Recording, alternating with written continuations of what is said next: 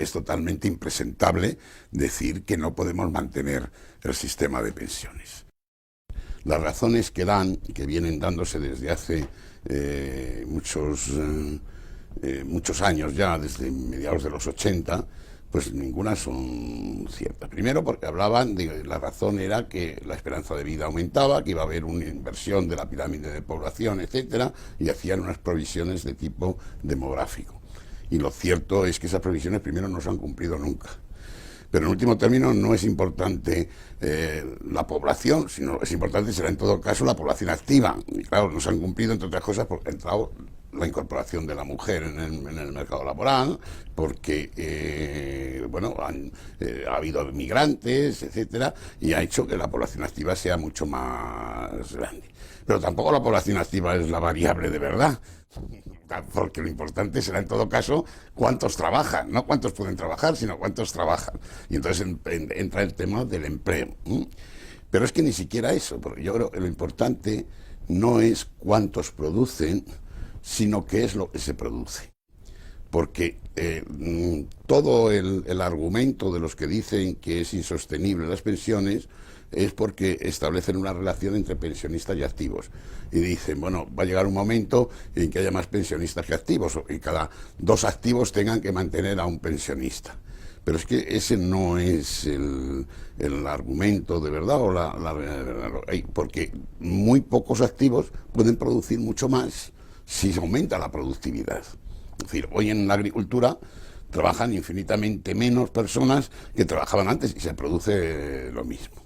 Es decir, que para ver si es insostenible las pensiones había que ver cuál es la evolución de la economía, cuál es la evolución de la renta per cápita. Si la renta per cápita aumenta, no hay ninguna razón para pensar que no puedan sostenerse las pensiones, sea cual sea la relación de activos con pasivos. En gran medida la solución de un problema depende de cómo lo planteamos. Y entonces aquí se ha planteado la sostenibilidad de las pensiones haciendo una relación unívoca entre cotizaciones y prestaciones y pensiones. De tal manera que se dice no va a haber cotizaciones suficientes para mantener esas pensiones. La culpa de esto en gran medida lo tiene una interpretación del Pacto de Toledo, con la separación de fuentes.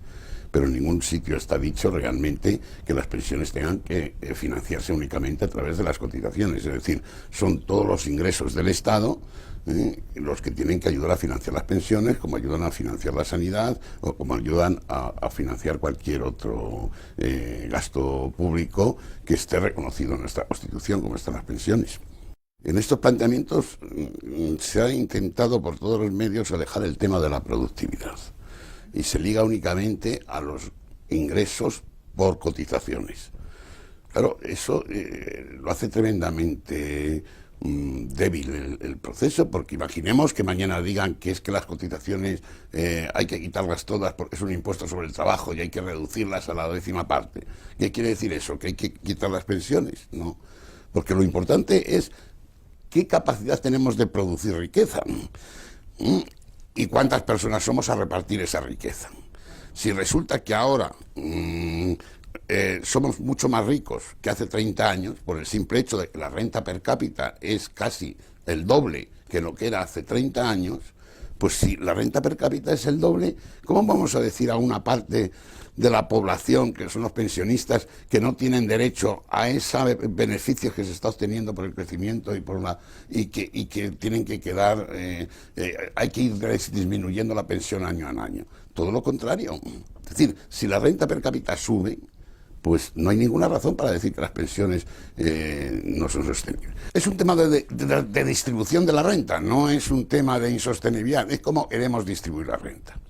Claro, hay una cosa muy curiosa de una de las manifestaciones que han hecho los expertos. Concretamente, uno de esos expertos ha dicho: no podemos aceptar o no podemos asumir que las pensiones suban más que los salarios. Claro, y dices, bueno, pero ¿por qué las pensiones van a subir más que los salarios? Claro, es que el problema que está pensando él es que los salarios tienen que subir menos que la renta per cápita. tienen que subir menos que el índice de precios.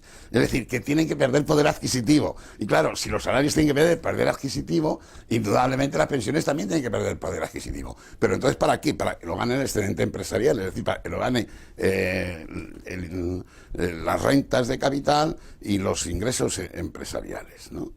Para que nos demos cuenta de la falacia que se esconde detrás de esto de la insostenibilidad de pensiones, es que en todos estos estudios tan catastrofistas que se hacen, se dice, no, bueno, pero es que nos vamos a situar en el año 2050, en el 2040, 2050, nos vamos a situar en el 15% del Producto Interior Bruto de gasto de pensiones. Y dice, bueno, ¿y qué? Si en estos momentos hay muchos países que tienen el 15% de gasto en pensiones, insisto, si la renta per cápita sube, pues no veo por qué se distribuyan como se distribuyan los sectores, lo lógico es que subiesen todos.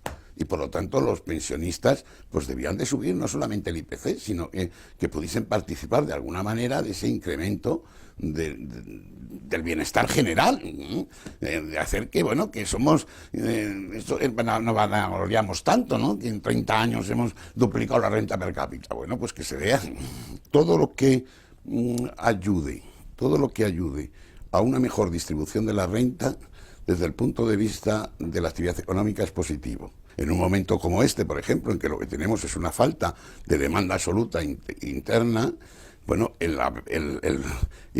sabemos que cada euro invertamos en pensiones va a ir al consumo. Esta reforma es brutal, porque afecta por dos vías. Una es porque las pensiones de aquí en adelante, las pensiones que ingresen, o sea, las nuevas pensiones, van a tener siempre un descuento en función de lo que llaman la esperanza de vida. Es decir, que si uno ahora se jubila por 100, si se jubila dentro de 5 años, ya no se jubilará por 100, se jubilará por 99 o por 98. Según vaya pasando el tema, el colectivo, los jubilados, entran con una pensión más baja. Ese es un tema. Y el otro tema es la actualización, que ya no es por el IPC, sino que va a ser por una serie de variables, esa fórmula tan tremenda, que en definitiva viene a decir que si los ingresos del sistema son inferiores o no hay ingresos suficientes, pues que se reduce. Y sobre todo va a haber una presión tremenda desde la misma Europa y desde todos los órganos económicos y bien pensantes para decir, no, es que las cotizaciones hay que reducirlas porque es un impuesto sobre el capital y hay que sustituirlo por otro tipo de impuestos. Con lo cual, la cotización, la actualización de las pensiones, pues va a ser por debajo del IPC, casi seguro, todos los años. Pegar todavía tajos a las pensiones, de alguna manera, es someter a los jubilados pues a la pobreza. Es muy curioso que, por ejemplo, hayamos establecido en la Constitución que pase lo que pase, tenemos que pagar la deuda pública, pero no digamos que en la Constitución que tenemos que decir pase lo que pase, tenemos que pagar a los pensionistas. Porque me imagino que lo primero que tenía que hacer un país y una sociedad es preocuparse que los jubilados, sus mayores, etcétera, sea la esperanza de vida la que sea, cuenten con una renta adecuada. Quizás en un país del tercer mundo donde la renta per cápita es bajísima, pues esto tenga sus dificultades, pero desde luego en un país como España o como cualquiera de la Unión Europea es totalmente impresentable decir que no podemos mantener el sistema de pensiones.